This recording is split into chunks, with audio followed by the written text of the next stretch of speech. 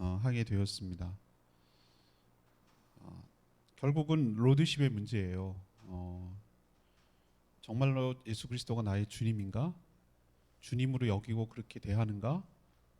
나는 거기에 맞춰 순종하는가? 이런 관계 설정과 또 거기에 맞는 행동을 하지 않기 때문에, 살지 않기 때문에 우리는 하나님을 경험하지 못하고 그냥 머리로 따로 이렇게 알기만 하고 삶의 체험은 없는 그런 삶을 살고 있지 않는가라는 생각이 들었습니다. 지난주까지 장장 13주에 걸쳐서 저도 처음으로 이 줌이라는 것을 통해서 하나님을 경험하는 삶을 학생 입장에서 똑같이 공부를 했는데 저에게 참 도움이 많이 됐던 것 같아요. 다시 한번 신앙을 돌아보고 한번 회고할 수 있는 그런 시간이었는데 거기서 얘기하는 질문이 그거예요. 우리가 하나님을 안다라고 말했을 때 그 야다라는 히브리어를 쓰거든요. 그 야다라는 개념은 부부관계를 말하는 거예요. 그러니까 나는 저 남자 알아. 마리아가 나는 사내를 알지 못하니 라고 말했을 때 그 야다는 어떤 남자를 모른다는 개념이 아니에요. 관계가 없다라는 뜻이에요. 그러니까 우리가 하나님, 나 문재인 대통령 대한민국 사람 치고 모르는 사람이 어디 있어요. 근데 내가 대통령 알아 라고 말하는 것은 개인적으로 인사를 하고 나를 알아보고 전화 연락도 하고 뭐 카톡도 주고받고 뭐 그걸 안다고 말하는 거잖아요. 우리도 하나님을 그렇게 아는 경우가 많아요. 하나님 모르는 사람이 없어요. 적어도 교회 다니고 신앙생활 하는데 하나님 모르는 사람이 어디 있어요. 근데 그 안다라는 개념이 그냥 지적으로 인포메이션으로 그렇게 아는 게 과연 아는 걸까? 라는 생각을 해보는 거예요. 하나님을 알려면 개인적인 뭔가 그 썸씽이 있어야 되는 거예요. 썸 타야 돼요. 썸이 있어야 되는 거예요. 뭔가가 있어야 되는 거예요. 그래야 내가 개인적으로 안다라고 말할 수 있는 거예요. 그거는 경험으로 아는 거예요. 머리로 아는 게 아니라 경험으로 아는 거예요. 그거에 대해서 꾸준히 13주 동안 배우고 나니까 그래 맞다. 우리가 하나님을 아는 것을 너무 그 뭐라 그럴까 체험이 없구나, 경험이 없구나. 그래서 확신이 안 생기는구나 라는 생각을 하게 된 것이죠. 그래서 이걸 내가 기억이 생생할 때 이 좋은 걸 따끈따끈할 때 정말 뜨거울 때 우리 성도들과 함께 공유하고 나눠서 우리 성도들도 좀 그 내년에는 정말 그 머리로 아는 신앙이 아니라 체험으로 아는 신앙이 되었으면 좋겠다라는 생각이 너무 강하게 드니까 이 어려운 시국에도 온라인이라도 이렇게 하고 싶은 마음이 막 간절하잖아요. 저만 그런 걸 아는 게 아니라 우리 모든 성도들도 그걸 알고 그런 체험이 있고 또 확신 가운데 살기를 바라는 그런 마음이 가득한 거예요. 그래서 오늘 설교 제목도 하나님을 경험하는 삶이라고 그 상공부 제목이에요. 제목. 근데 오늘 본문 아시겠지만 이건 성탄절 본문이에요. 근데 오늘 성탄절에 관해서 그저께 다 했어요. 이거 어제 본문이거든요. 어제 묵상한 본문.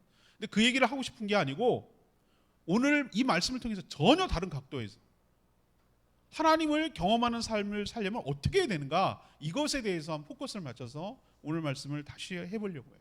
그래서 오늘 질문은 세 가지예요. 하나님을 경험하기 위해서는 어떻게 해야 될까요? 또 하나님을 경험한 사람은 어떻게 살아갈까요? 또 하나님을 경험한 결과는 어떤 결과가 있을까요? 라는 질문을 가지고 대답해보고 하나님의 음성을 듣는 시간 되기를 원합니다. 자, 그럼 첫 번째 하나님을 경험하려면 믿음으로 순종해야 할 줄로 믿습니다.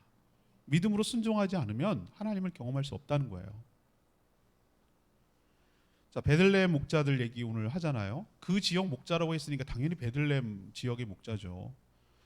이 목자들은 밤에 양치고 있었는데 평상시처럼 특별한 경험을 해요. 그 경험이 뭐죠? 8절 9절에 나와요. 그 지역 목자들이 밤에 밖에 나가서 자기 양떼를 지켰다고 그랬어요. 그럴 수밖에 없는 삶이 목자의 삶이라고 제가 가르쳐 드렸죠. 성탄절날 누가 지키지 않으면 들짐승이 잡아먹고 도둑이 훔쳐가면 어떻게 해요? 그래서 지킬 수밖에 없는데 그때 주의 사자가 곁에 섰어요. 그들의. 그리고 주의 영광이 그들을 둘렀어요. 그리고 빛으로 나타나요. 두루 비쳤어요. 밤인데.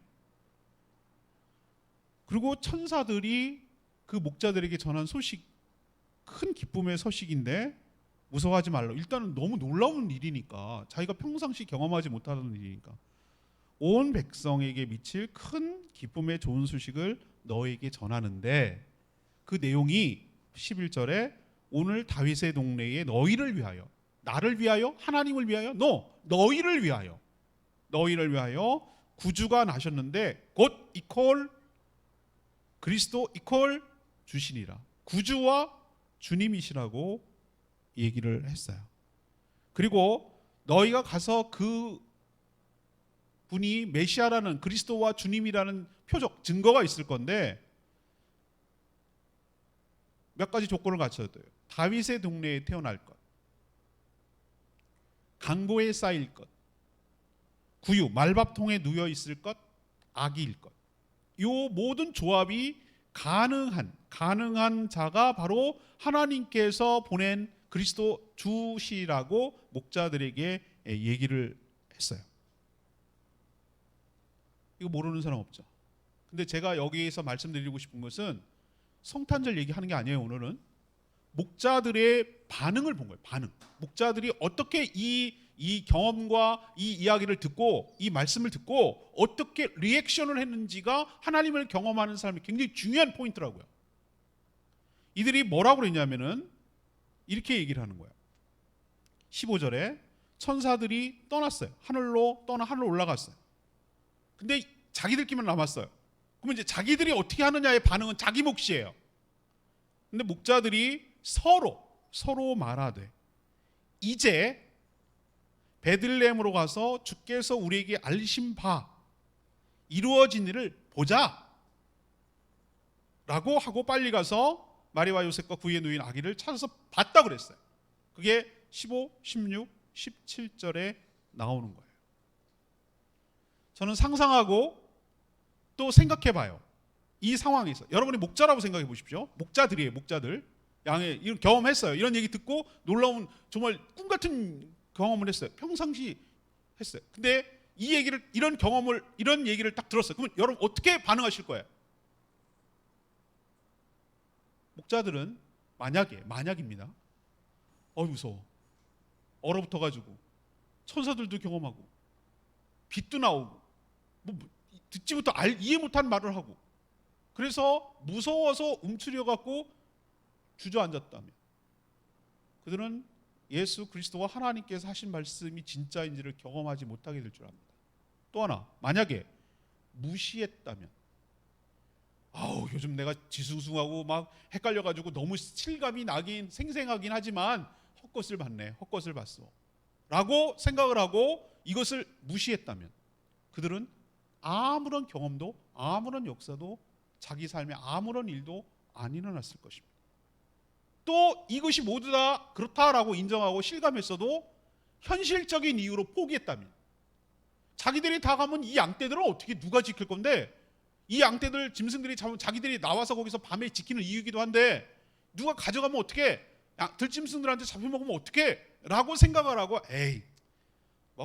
그런가 보지 그렇다니까 그랬나 보지 라고 생각을 하고 포기를 하고 가지 않았다면 목자들에게 있어서 주 예수 그리스도를 만나는 그 하나님이 전해준 천사들을 통해서 전해준 하나님의 말씀이 사실이라는 사실을 경험하지 못하게 될 줄로 압니다. 여기서 우리에게 가르쳐 주는 건 뭡니까? 하나님의 말씀을 듣지 않은 사람이 어디 있어요? 목자들처럼 여러분도 다 듣습니다. 매주 매일 여러분에게 말씀드려요. 근데 왜 나에게는 하나님을 경험하는 체험이 없지? 이런 여러 가지 이유로 스스로 주저앉거나 스스로 포기하거나 스스로 무시하거나 그래서 거기까지 믿음으로 가지고 순종하며 행동으로 옮기는 단계까지 안 나가는 거예요. 그러니까 자기 한계에 갇혀서 늘 그 모양 그 타입이고 하나님 있기는 한가? 하나님 정말 있나? 남들은 있다고 그러는데 나는 없는 것 같은데 왜? 체험이 없으니까. 왜 체험이 없을까? 순종 안 하니까. 행동을 안 옮기니까. 믿음으로 말씀대로 그대로 정말 그런가 해서 움직이는 게 없으니까. 그러니까 맨날 자기 한계에 갇혀놓고 맨날 의심하고 맨날 그 모양 그 톡으로 사는 자기에 대해서 한탄하고 믿음 없는 삶은 그렇게 살아가는 것이죠. 체험이 없는 삶. 믿음이 자라질 않아요. 목자들의 반응을 보세요. 서로라는 저는 each other, 서로라는 부사에 주목했어요. 서로. 혼자 그랬으면 힘들 거예요. 누가 주도했으면. 아니에요. 서로가 그렇게 하자고 격려한 거예요. 왜 여러분이 교회 공동체에 속해 되고 목장 공동체에 속해 되는지 아십니까? 우리는 홀로 있으면 이런 게 약해요. 우리도 어떨 때 서로 이렇게 격려하고 해보자 이렇게 서로가 뭐라 그러고 자극을 주고 도전을 주고 이렇게 격려할 때 혼자 할 수 없는 그 어떤 용기 같은 것이 생기고 해보고 싶은 그런 동기부여가 되고 그런 거예요. 하나님은 우리 인간이 그렇다는 걸 알고 계셨어요. 목자들에게 왜 집단적으로 보여주셨을까? 서로 격려하고 같이 가보자고. 서로. 그리고 빨리 가자. 미루면 안 돼. 내일 해 뜨거든 가지. 이런 개념이 아니었어요. 빨리라고 했어요. 빨리 갔어. 즉각 순종했다는 얘기예요. 미루지 않았다는 얘기예요. 해 뜨면 가지. 상황 좋아지면 가지. 아니에요. 즉각 갔어요. 즉각 확인하고 싶은 거예요. 그리고 찾았다고 그랬어요. 이 밑도 끝도 없는 단서만 갖고 찾기가 쉽지는 않았을 거예요. 물론 그들이 그 지역 목자이기 때문에 찾아냈어요. 왜? 단서가 분명하거든. 다윗의 동네라는 얘기는 베들레헴이에요. 그 자기 입으로 베들레헴이라고 그랬어요. 그리고 강보에 쌓일 것, 구유에 누일 것, 아기일 것 이거예요. 근데 저는 결정적인 힌트가 뭐라고 생각합니까? 구유라고 생각해요. 보통 아기 강보 다 싸거든요. 다윗의 동네 베들레헴에 그때 태어난 아기가 많지 않았을 거라고 생각해요. 그리고 구유에 놓인 게 결정타였어요. 그리고 자기들은 이 호적 때문에 사람들이 많이 왔다는 걸 알고 그 동네니까 여관이 몇 개 안 되니까 우리처럼 대도시가 아니에요. 베들레헴이 조그마한 시골 동네예요. 읍면 단위 정도 될 거예요. 그보다 더 작을 수도 있어요. 한 동네 정도, 리 정도 될지 몰라요. 그러니까 빤히 아는 거예요. 자기가 어딘지 금방 아는 거예요. 그렇지만 찾아야 되는 노력은 해야 되는 거예요. 찾지도 않고 어슬렁어슬 있지 않고 누구 인도해 주지 않고 자기가 찾아야 되는 거예요. 자, 서로 빨리 찾아보는 역할은 누구의 몫입니까? 목자들의 몫이에요. 목자들이 이런 행동을 했을 때, 다시 말해서 믿음으로 순종할 때 하나님의 말씀을 체험하고 하나님의 말씀이 사실이라는 것을 경험하게 될 줄로 믿습니다. 우리는 입 이렇게 벌리면 감이 입에 떨어지길 바라요. 이유식 먹이듯이 엄마가 내 입에다가 이유식을 다 먹여주기를 원해요. 그래서 다 알아서 해주기를 원해요. 체험까지 나에게 생생하게 체험하기를 원해요. 그러나 여러분 기억하셔야 돼요. 하나님이 해야 될 영역과 역할이 있고 내가 해야 될 영역과 역할이 있는 줄로 믿습니다. 하나님이 이렇게 분명히 보여주시고 하나님께서 이렇게 알려주셨으면 정말 그런가 해서 그 말씀대로 확인하려고 해보고 믿음으로 순종하고 정말로 나아갈 때 목자들처럼 주님을 만나고 하나님의 말씀이 사실이라는 놀라운 경험을 저와 여러분도 하게 될 줄로 믿습니다. 바라기는 우리 모든 성도들이 이 단계까지 나아가 자기 한계의 껍질을 그 한계선을 깨버리고 돌파하고 더 큰 믿음의 세계로 나아가 그 풍성한 하나님의 세계를 경험하게 되기를 간절히 축복합니다. 두 번째 얘기, 하나님을 경험하게 하신 이유를 알아야 돼요. 하나님을 왜 경험하게 하셨을까? 너희가 표적을 보리니 라고 하셨어요. 12절에 천사들이 한 얘기예요. 표적이 뭐죠? 표적이라는 단어의 뜻을 여러분 좀 이해하셔야 돼요. 자, 일상적인 일은 표적이 아니에요. 좀 특별한 기적인데, 특별한 기적, 그러니까 평소 같지 않은 일이에요. 근데 그 일이 하나님만이 하실 수 있다는 독특한 기적, 이것을 갖다가 타겟, 표적이라고 부르는 거예요. 수많은 기적 중에서 이건 하나님의 영광을 위해서 하나님밖에 하실 수 없다라는 그 독특한 기적을 표적이라고 그래요. 천사들이 무슨 표현을 쓰냐면 표적이라는 표현을 썼어요. 그리고 표적의 증거가 아까 말했던 베들레헴, 아기, 강보, 구유, 이 모든 조건을 충족시키는 것이 표적이라고 그랬어요. 왜 표적이 될 수밖에 없죠? 아기를 구유에 놓여 있는 경우가 어디 있어요? 우리는 있잖아요. 성탄절 수없이 많이 듣고 수없이 많이 성경을 읽어가지고 당연하게 여기는 것이지만 생각해 보세요. 아무리 제가 성탄절에 얘기 드렸잖아요. 아무리 가난한 집이라도 아기가 태어났는데 아무리 없다 해도 아기를 말밥통에다가 누이는 경우가 어디 있냐고요. 이건 굉장히 특별한 경우 사례예요. 제가 그래서 거기에 감동됐다고 성탄절을 말씀드렸잖아요. 어느 날 그 묵상하는데 왜 밥통이야? 제가 거기서 탁 떠오르는, 예수 그리스도께서 우리의 생명의 양식이라고 하시더니만, 생명의 떡이라고 하시더니만, 자신의 몸과 살을 찢어서 우리에게 영원히 생명을 주시려고 스스로 양식이 되셨구나. 밥통 속에 들어가셨구나. 우리가 맨날 길고양이 지금 거두느라고 우리 교회가 어디다 보니 길고양이 급식소가 돼 버렸는데 그 조그만한 거기다가 이렇게 두 개다가 가득 퍼줘요. 그 안에 먹이들이 먹고 오가는 고양이들이 이제는 한두 마리가 아니에요. 엄청 여기 와서 먹고 매일 주는데도 매일 다 먹어요. 먹이. 아, 예수님이 우리의 생명이 되셨구나 라는 것에 얼마나 은혜가 되는지 몰라요. 자, 그럼 표적을 천사들이 전해줬는데 17절에 그 천사들이 전해준 말을 아기를 보고 아기 옆에 있는 부모들 그리고 그 여관 주변에 있는 사람들, 목자들이 우르르 밤에 몰려왔으니까 사람들이 놀랬겠죠. 그 동네 사람들, 여관에 있는 사람들도 놀랬겠죠. 한두 명이 아니었겠죠. 복수의 사람들이 거기 있었던 것으로 보여요.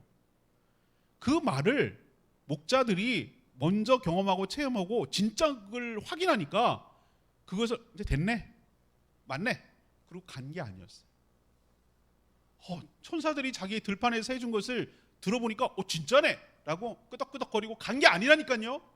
자기가 들은 말을 본 것을 일치가 되니까 그때부터 말문이 열려서 확신을 가지고 마리아와 요셉, 아기 예수님은 잘 못 알아들을 수도 있겠지만 아무튼 그리고 그 주변에 있는 사람들에게 천사가 자기들에게 전해준, 그리고 내가 지금 직접 그 체험한 것을 그 주변에 있는 큰 기쁨의 소식을 자기가 전하기 시작하는 거죠. 이분이 됩니다. 저희들한테 알려줬습니다. 우리를 위해서 큰 기쁨의 좋은 소식을 주실 거라고 했는데 구주와 구세주와 우리의 주님 그리스도가 태어나셨다고 하셨습니다. 이분이 바로 예수 그리스도입니다. 이분이 바로 그리스도입니다라고 이 아기에 대해서 막 얘기를 했을 거예요. 그리고 천군 천사가 찬송하는 걸 들었습니다. 하늘에는 영광이고 땅에는 평화라고 하셨습니다. 이분 때문에 하나님께 영광이 되고 우리에겐 평화가 임할 거라는 얘기를 했습니다라고 정말 막 열심히 그냥 막 열심히 얘기했을 거예요. 여러분 그런 마음이 안 들겠어요? 그런 놀라운 경험을 했는데 나 혼자 이렇게 쓱 다물고 있겠어요? 그것을 마음에 간직하고 있겠어요? 그렇지 않아요. 우리도 뭐 놀라운, 아니 불구경인 하다못해 교통사고 구경해도 갔다 오면 막 신기한 듯이 막 얘기합니다. 자기가 경험한 거에 대해서 막 다른 사람이 얘기하고 뭐 조그만 세일한 거 좋은 거 산 것만 갖고도 막 얘기를 합니다. 맛있는 거 먹은 거 갖고도 막 얘기를 합니다. 왜? 자기가 특별한 경험을 했으면 얘기하고 싶은 마음이 생기는 거예요. 왜 하나님께서 표적을 주시고 보여주시고 왜 이것을 체험하게 하셨을까? 그 다음이 중요해요. 목자들의 반응이 중요해요. 목자들이 리액션이 중요해요. 전하려고 하는 그 마음이 귀한 마음인 줄로 압니다. 우리도 하나님께서 여러분에게 특별한 경험을 하게 하신 이유가 있어요. 너만 알고 너만 끝이 아니라 너를 통해서 이 놀라운 경험을 아직 경험하지 않은 사람들에게 이 하나님의 했던 특별한 경험을 너희들도 나누라는 거예요. 전하라는 것이. 증언하고 증인으로 살라는 것이에요. 여러분도 하나님을 경험했으면 혼자 간증하는 것도 중요하지만 주변에 이 놀라운 하나님의 은혜와 하나님의 놀라운 능력과 놀라운 표적을 주변에 알리며 전하며 간증하며 살아가는 복된 인생이 되기를 원합니다. 왜 그렇게 할까요? 그래야 영향력이 커지니까. 그렇지만 여러분이 믿고 경험한 너무나 확신에 찬, 이거는 거짓말을 할 수가 없잖아요. 목격자잖아요. 목격자 체험했잖아요. 다 들어맞았잖아요. 그런데 이렇게 확신 있게 전한다고 해서 여러분 오해하지 마세요. 내가 한 말을 다 믿어줄 것 같죠? 안 그렇습니다. 그러니까 여러분 미리 하나님께서 보여주시는 거예요. 그 얘기를 다 들어도 나는 정말 확신하는데 이걸 내가 거짓말을 할 수가 없는데 이걸 내가 부정할 수가 없는데 난 너무 확신한 건데 나만 그런 게 아니라 목자들인데 복수인데 하나님께서 하나만 보여주지 않고 목자들에게 얘기하는 이유가 있어요. 한 명이 아니라 여러 명 보았다는 거예요. 그렇지만 그 얘기를 실감나게 전했지만 두 가지 상반된 반응이 나와요. 18절 반응. 듣는 자가 다 목자들이 그들에게 말한 것들을 뭐하게 여기되? 놀랍게 여기되 그랬어요. 19절 마리아는 이 모든 말을 마음에 새기어 생각하리라고 그랬어요. 이것이 두 가지의 상반된 반응이에요. 제가 아까 말씀드렸죠. 이 목자들이 가서 전했을 때 마리아와 요셉 부모만 있었던 건 아니라고. 떼거리로 막 우르르 밤중에 몰려가니까 놀래서 뭔 일이야? 무슨 일이래? 웅성웅성 모였을 거예요. 모여들었을 거예요. 적어도 그 여관 안에 있는 사람들은 아마 모였을 거라는 생각입니다. 그렇지만 그 목자들이 전해준 이야기를 듣고 놀랍게 여기되라고 하는 얘기는 뭐냐면은 신기한 일이네, 별일이네 라고 생각하지만 뭐 하는 눈치죠? 믿기지 않는, 의아해만 하는 거예요. 참 색다른 경험을 했네. 아유, 정말 그런 일이 실제로 있었을까? 뭐 이렇게 생각하는 사람. 그렇지만 마리아는 마음에 명심하니라, 마음에 담아뒀다고 그랬어요. 사랑하는 여러분, 우리가 하나님을 체험하고 하나님을 만나고 경험한 것을 전했다고 해서 항상 다 믿느냐, 항상 다 그대로 받아들이냐, 나처럼 받아들이냐, 그렇지 않아요. 갈려요. 의아해하고 신기하고 별나네 라고 생각하고 취급해버리고 끝인 사람이 있는 반면에 그것을 마음에 받아서 명심하는 마리아 같은 사람도 있게 될 줄로 압니다. 그렇지만 마리아가 명심하게 하기 위해서는 내가 체험한 내가, 목자들인 내가 어떻게 됩니까? 듣고 경험한 것을 전할 때 이 놀라운 역사가 일어나게 될 줄로 믿습니다. 전할 때 내가 들었던 말이 확증될 줄로 믿습니다. 내가 체험했던 말이 결론이 나게 될 줄로 믿습니다. 말의 능력과 권세가 있는 것이요. 그러나 아까 말했듯이 맞네, 천사들이 한 말이 맞았네 라고 생각을 하고 그냥 자기만 확인하고 끝나고 돌아갔더라면 내가 이상한 경험을 했다고 말하면은 저 사람들이 나를 어떻게 생각할까? 이상한 사람 취급하지 않을까? 라고 주저해서 그 말하는 것을, 경험한 것을, 체험한 것을 말하는 것을 주저했다면, 멈췄다면 이런 놀라운 역사가 목자들에게도 없고 마리아에게도 일어나지 않았을 것이에요. 그러나 전했을 때, 자기가 체험한 걸 전했을 때 그 영향력이 자기만 확증된 것이 아니라 다른 사람에게도 그 영향력이 흘러 들어가고 하나님을 간접적으로 알게 되고 하나님을 체험하게 되는 놀라운 역사가 있게 될 줄로 믿습니다. 이게 바로 예수 그리스도를 믿는 제자의 삶, 증인의 삶이에요. 하나님을 체험하고 하나님을 만났으면 자기로 그치라고 하나님께서 그 경험을 주는 것이 아니에요. 그 경험을 전할 때 나도 확신이 생겨요. 제가 목회자로서 정말 하나님 은혜를 경험하는데 이거는 목회자만이 알 수 있는 거예요. 다른 사람 죽었다 깨어나도 몰라요. 뭔지 아세요? 제가 말씀을 준비합니다. 그때도 은혜가 됩니다. 그때도 정말 하나님 정말 감사합니다라는 생각이 드는데 왜 제가 여러분보다 2배 같은 은혜를 받냐 하면은 제가 지금 말하고 있는 이 순간에 말을 하면서 제가 더 확신에 차는 거예요. 제가 말하고 있으니까.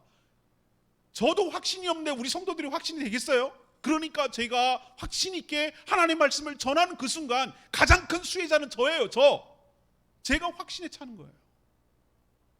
우리가 증인의 삶을 살아갈 때 하나님을 체험한 것을 그냥 자기로 멈추지 않냐고 이것을 남들에게 전하고 확신에 차서 얘기할 때 그 상대가 은혜 받는 것 같지만 그건 2차적인 은혜고 1차적인 은혜는 말하고 있는, 증언하고 있는, 전하고 있는 내 자신에게 확신이 있고 은혜가 되고 하나님을 경험하게 될 줄로 믿습니다. 전하지 않으면 이런 후속적인 은혜가 따라오진 않아요. 여러분도 하나님을 경험했으면 거기서 멈추지 말고 다른 사람에게 증거하며 전하며 살아가는 복된 인생 되기를 축복합니다. 그러려고 하나님께서 여러분들에게 체험하고 경험하게 한다는 거 기억하시기를 바랍니다. 세 번째는 이 경험한 뒤의 결과는 무엇인가? 은혜가 무엇인가? 축복이 무엇인가에 관한 이야기인데요. 하나님을 찬송하며 모든 영광을 돌리는 삶을 삽니다. 자, 믿음으로 순종할 때 자기들에게 전해줬던 천사의 말, 곧 하나님의 말씀이 사실이라는 것을 경험하게 돼요. 하나님을 어떻게 경험한다고요? 믿음으로 순종할 때 하나님의 말이 사실이라는 것을 경험, 곧 체험하게 될 줄로 믿습니다.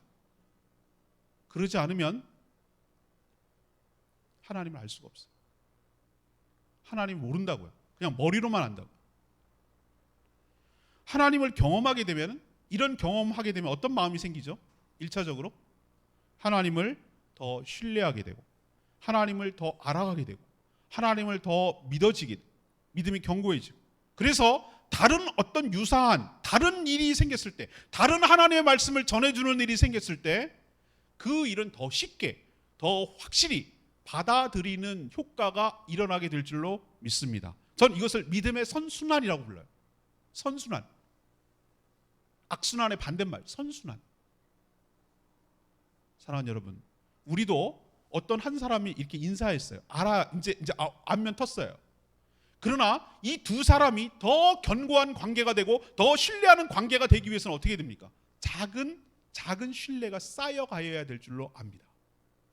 뭔가 주고받고 약속을 지키고 저 사람이 나에게 호의적으로 나오고 선대하고 있다라는 체험이 쌓일 때 저 사람을 더 믿고 저 사람에 대해서 호감이 가고 저 사람에 대해서 신뢰하게 될 줄로 믿습니다. 이게 쌓이면 쌓일수록 그 두 사람의 관계는 더욱 단단해지고 견고하게 될 줄로 믿습니다. 마찬가지로 하나님과의 관계도 똑같다고 저는 생각하는 사람이에요. 하나님, 우리 믿음이 어떻게 생겨가는가, 어떻게 단단해지는가, 믿어 이게 윽박지른다고 믿어지는 게 아니에요. 그렇게 믿어지지 않아요. 사람은 경험치가 쌓여야 돼요. 신뢰관계가 형성돼야 돼요. 시간이 흘러야 돼요. 주고받는 그 뭔가가 있어야 되는 것이에요. 신뢰를 쌓을 만큼 차곡차곡 플러스 1 됐습니다. 플러스 1 쌓였습니다. 플러스 1 됐습니다. 이렇게 차곡차곡 쌓일 때 그때 하나님을 신뢰하게 될 줄로 믿습니다. 그 쌓인다는 게 뭐냐? 믿음으로 순종할 때 경험한다는 걸 말하는 거예요. 체험한다는 걸 말하는 거예요. 그래야 신뢰가 쌓이는 거예요. 믿음으로 순종하지 않으면 절대 관계가 진전이 일어나지 않아요. 늘 그냥 뜬구름 잡고 관념적인 신앙만 하는 거예요. 하나님이 그냥 있다는 건데 있다고, 알았다고, 있다고 그냥 머릿속에, 성경 속에 갇혀지는 하나님이 끝나는 거예요. 하나님이 생생히 살아계시고 나와 관련을 맺고 있고 나의 관심을 갖고 있고 내 삶에 개입하시고 나를 축복하시고 나를 인도하시고 나에게 더 확신을 주시려고 나를 다루고 계시다는 체험이 없는 그런 신앙, 붕 떠있는 신앙이란 말이에요. 자기 혼자로 끝나지 않고 주변에 선한 영향력을 끼치게 됩니다. 그 끼치는 예를 제가 말씀드릴게요. 아까 마리아가 그 모든 말, 그러니까 목자들이 전한 모든 말, 천사들이 얘기한 것이겠죠. 그 모든 말을 마음에 새겼다고 그랬어요. 물론 마리아는 그 전에 10개월 전에 아기가 잉태할 때 천사를 통해서, 가브리엘 천사를 통해서 이 아기가 보통 아기가 아니고 성령으로 잉태된 하나님의 아들이라는 걸 알고 있었어요. 자기가 제일 잘 알아, 경험치로. 요셉 사이에서 태어난 아이가 아니라는 걸 자기가 제일 잘 알잖아. 요셉도 또한 하나님께서 가브리엘 천사를 통해서 마리아 데려오는 것을 무서워하지 말라고. 저 여자는 외간 남자가 아니라 성령으로 잉태되어서 하나님의 아들을 태어나게 할 귀한 아들이라고 라고 해서 그 말씀에 순종한 사람들이거든요. 근데 우리가 살다 보면은 여러분 기억하세요. 한 번에 사람이 다 믿어지는 게 아니에요. 한 번에 믿어지지 않는다고요, 사람은. 그러나 복수의 사람으로 여러 번에 걸쳐서 반복적으로 계속해서 이야기해주고 또 이야기해주고 또 이야기해줄 때 우리 가운데 확신이 생겨나게 될 줄로 믿습니다. 우리가 왜 말씀을 들어야 됩니까? 이 얘기 여러분 처음 듣습니까? 근데 왜 또 이야기를 듣습니까? 그 얘기는 색다른 것을 알려주려는 것이 아니라 우리가 알고 있는 것을 희미해지고 시간과 세월이 흘고 세파가 흘러가고 이렇게 흐르면 희미해지려는 그런 우리 믿음을 다시 한번 조각칼로 다시 한번 새겨놓고 더 분명하게 드러나게 하고 확신의 차도로 반복해서 끊임없이 다양한 각도에서 다양한 경로로 우리한테 하나님께서 말씀해 주기 때문에 우리의 믿음이 유지하고 우리의 믿음으로 순종하도록 이끌어가는 줄로 믿습니다. 마리아가 그랬단 말이에요. 마음에 새겼어요. 그 새겨서 어떤 결과를 가져왔는가? 21절 할례 8일 사내 아이, 유대인들은 사내 아이가 태어난 지 8일 만에 할례를 행합니다. 할례가 정확하게 그 깎지 않은 자연석으로 하는 건데 참 이 잔인하게 이를 데 없는 거죠. 하여튼 포경수술과 비슷한 거지만 그 자연석을 가지고 해야 된다고 그래요. 공포스러울 것 같아, 애기가. 그죠? 근데 그게 유대인이라는 하나님의 택한 표였거든요. 그리고 그때 또 하나 하는 게 있어요. 그때 비로소 유아 사망이 너무 많으니까 뭐 그 뒤에도 죽을 수 있지만 8일째 할례 받는 날 이 아이의 이름을 지어요. 근데 그 이름을 뭐라고 졌다고 그랬어요? 예수라고 했어요. 근데 요셉은 어떤 마음이었죠? 요셉으로 예수라고 지을 마음이 없었어요. 근데 그 태어나기 전 아기를 가질 때 그때쯤에 아들의 이름을 예수로 하라라고 했거든요. 근데 오늘 목자들이 또 와서 이분이 정말 그리스도고 구주라는 얘기를 또 해줬어요. 마음에 들었어요. 새겼어요. 그랬더니 그것이 경험치가 쌓였어요. 마리아 입장에서. 그래서 믿음으로 순종해서 그 아들의 이름을 예수라고 한 것은 하나님의 뜻을 받들고 이거 하나님의 뜻으로 받아들이고 그 말씀에 순종했다는 뜻인 줄로 압니다. 자, 이게 뭘 의미하는 것이죠? 우리가 하나님을 경험한 것을 확신을 가지고 전할 때 전하는 나도 하나님의 은혜가 되고 확신이 되고 믿음이 견고해지고 전함을 받는 상대도 영향을 받아서 믿음이 견고해지고 단단해지고 말씀으로 순종하는 역사가 일어나게 될 줄로 믿습니다. 하나님은 이런 식으로 하나님의 뜻을 이 땅에 펼쳐가는 거예요. 하나님의 뜻을 전한다라는 방식이 하늘에 뚝 떨어지는 방식으로 하는 게 아니라 이런 식으로 하나님을 경험했던 사람들의 이야기와 간증과 확신과 전달로 그렇게 해서 풍성하게 하나님의 뜻이 이 땅에 실현되도록 역사에 가는 줄로 믿습니다. 그래서 혼자가 아니라 여러 사람이 하나님을 경험하도록 은혜를 부어주는 줄로 믿습니다. 자, 이런 하나님을 경험했을 때 나타나는 현상이 무엇입니까? 20절. 목자들은 자기들에게 이르던 바와 같이 천사들이 듣고 본 그 모든 것 때문에 듣고 본 체험한 경험한 그 모든 것 때문에 하나님께 영광을 돌리고 찬송하며 돌아가니라. 아멘입니까? 이 삶이에요. 이 삶. 찬송을 해서도 기쁨이 있지만 우리가 믿음으로 순종할 때 하나님이 하셨다라는 것이 확신이 들게 되고 경험하게 되고 그래서 내 입술에서 내 말 속에서 하나님을 찬양하며 하나님께 영광 돌리는 삶을 살게 될 줄로 믿습니다. 이것은 체험했기 때문에 나오는 찬양이에요. 이 찬양 우리도 어떤 일을 했을 때 어쩌면 내 얘기를 하는 것처럼 가사가 딱 들어맞냐? 라고 할 때가 있어요. 고단한 인생길 그 얘기에 감동이 되는 것은 내가 그 고백이거든. 모든 영광 하나님께 그게 내 마음이거든. 우리가 진정으로 찬양이 나오는 것은 체험했을 때 나오는 거예요. 맞다. 하나님이 한 말 모든 말씀이 맞았구나. 하나님이 행하셨구나. 하나님이 우리를 구원하시려고 그리스도를 보내셨구나. 그래서 그 찬송이라는 툴, 방법, 도구를 통하여 하나님께 영광을 돌리고 모든 공을 하나님께 돌리는 역사, 이것이 사람의 본분을 제대로 하는 일인 줄로 믿습니다. 이 역할을 제대로 하는 사람은 하나님을 경험한 사람만이 가능한 거예요. 하나님을 경험한 사람이 하나님을 찬양하고 하나님께 영광을 돌리며 살아가게 될 줄로 믿습니다. 이게 바로 하나님을 경험한 사람의 삶의 결론이에요. 결실이에요. 우리도 경험함으로 하나님을 찬양하고 영광 돌리는 복된 인생으로 살아가게 되기를 축복합니다. 말씀의 결론. 목자들 그리고 마리아와 요셉 이 사람들을 보면 하나님을 경험하기 전과 후가 분명히 다른 사람인 것 여러분 기억하시죠? 분명히 다른 사람이었겠죠? 경험하기 전의 사람과 경험하기 후의 사람은 똑같은 형태의 사람인 것처럼 보여도 전혀 다른 사람이에요. 하나님을 체험했기 때문에, 하나님을 개인적으로 알게 됐기 때문에, 하나님과의 관계가 더 깊어졌기 때문에. 하나님께서 우리를 사랑하시는 방법이 뭐냐고요? 축복이 뭐냐고요? 하나님과 더 친밀한 관계로 나가는 것이 가장 큰 축복인 줄로 믿습니다. 저절로 친밀해지지 않습니다. 서먹서먹합니다. 처음 만나는 사람은. 그러나 하나님처럼 이런 체험을 통해서, 경험을 통해서 하나님의 살아계신과 하나님의 사랑이 우리에게 전달되고 이런 과정들이 반복되고 선순환됨으로 우리가 하나님께 더 친밀한 관계로 나아가고 더 큰 경험을 하게 될 줄로 믿습니다. 자, 첫 번째로 아무리 여러분에게 알려줘도 천사들이 목자들에게 아무리 알려줘도 믿음으로 순종하지 않는다면, 행동으로 옮기지 않는다면, 서로 빨리 가서 찾아보자는 행동으로 옮기지 않는다면 그들의 삶에는 아무런 경험이 없었을 거예요.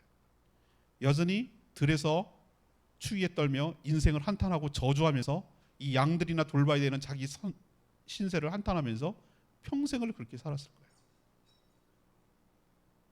우리도 수없는 말씀이 여러분들에게 전달이 됩니다. 난 들은 적 없는데요. 제가 전달하는 말씀이 곧 하나님 말씀이에요. 우리는 수없이 많이 하나님 말씀이 전달을 받아요. 그러나 알았다고요 라고 하고 자기 스스로 한계를 설정해 놓고 주일 예배 때 땡 하고 끝. 나의 삶과 연속시키지 않고 연결시키지 않고 행함으로 옮겨지지 않고 순종하지 않기 때문에 자기가 갖다 놓은 자기가 설정한 자기 한계 속에 늘 머물러서 그렇게 계속 살아가고 있는지도 모르겠어요. 오늘 여러분에게 강하게 도전하는 것은 그 한계선을 돌파하게 되기를 원합니다. 그 껍질을 깨기를 원합니다. 믿음으로 나오게 되기를 원합니다. 믿음으로 순종해서 확인하게 되기를 원합니다. 그래서 여러분도 하나님을 경험하게 되기를 원합니다. 두 번째는 보고 들은 체험이 있을 때 확신에 차서 전하는 증인이 될 줄로 믿습니다. 가장 강력한 증거는 자기가 체험한 것을 보고 들은 것을 전하는 증언이에요. 이거보다 확신이 없어요. 교통사고 목격자를 찾습니다. 왜 플랜카드가 붙여 있을까요? 왜 블랙박스를 확인할까요? 그거보다 확실한 증거가 없기 때문에. 사랑하는 여러분, 여러분이 왜 다른 사람에게 복음을 못 전할까? 왜 다른 사람에게 이게 확신이 없거든. 나도 확신이 없거든. 확신이 없다는 얘기는 내가 경험한 바가 없거든. 이거 진짜야. 내가 써봤다니까. 내가 먹어봤다니까. 라고 하는 애들이 어린 애들에도 확신이 있어요. 왜? 자기가 경험했거든. 제일 확실한 것은 무슨 신학교 가지고 교리적으로 어쩌고저쩌고 이렇게 해서 하라 하는 게 아니에요. 여러분들이 그걸 요구하는 게 아니에요. 하나님께서 네가 보고 듣고 체험한 것을 전해. 네가 경험한 하나님을 전해라. 네가 경험한 그게 맞네. 진짜네. 맞네. 사실이었네. 라는 그걸 전하라는 거예요. 하나님께서. 다른 걸 전하라는 게 아니에요. 여러분의 삶에 한번 되돌아봐야 돼요. 나는 왜 다른 사람에게 자신 있게 복음을 전하고 전도하지 못하지? 그건 딱 한 가지예요. 체험이 없거든. 하나님을 만난 적이 없거든. 그냥 관념적으로만 알거든요. 하나님을. 그러니까 확신 차가지고 전하지 못하는 거예요. 내년에는 확 달라지기를 간절히 축복합니다. 내년에 여러분의 삶이 신앙생활이 확 뒤집어 엎어졌으면 좋겠어요. 하나님을 체험하고 그 체험을 가지고 전하는, 간증하고 확신에 차서 전하는 그런 능력 있는 증인의 삶을 살게 되기를 축복합니다. 경험한 것보다 강력한 증거는 없다고 제가 말씀드렸어요. 그러니까 목자들이 이렇게 거품 물고 자신 있게 얘기하는 거예요. 왜? 들었거든, 봤거든, 진짜거든. 세 번째는 체험은 믿음을 더 단답게 하는 그 자체가 축복이에요. 나 자신에게. 그리고 또 하나, 주변에 선한 영향력이 있어서 그 상대방이 하나님의 뜻 가운데 순종하며 살도록 그 영향력을, 하나님의 그 영향력을 전달하는, 그래서 모든 영광을 하나님께 돌려드릴 수 있는 그런 놀라운 은혜이며 축복인 줄로 믿습니다. 1차적으로는 내가 확신이 생겨요. 전하는 내가. 그리고 2차적으로는 그것을 듣는 상대에게. 그래서 이 모든 일을 통하여 하나님께 찬송과 영광을 돌리는 삶을 살게 될 줄로 믿습니다. 내년에는 우리 모든 성도들이 하나님을 경험하는 삶을 살게 되기를 축복합니다. 오늘 말씀 붙들고 기도하겠습니다.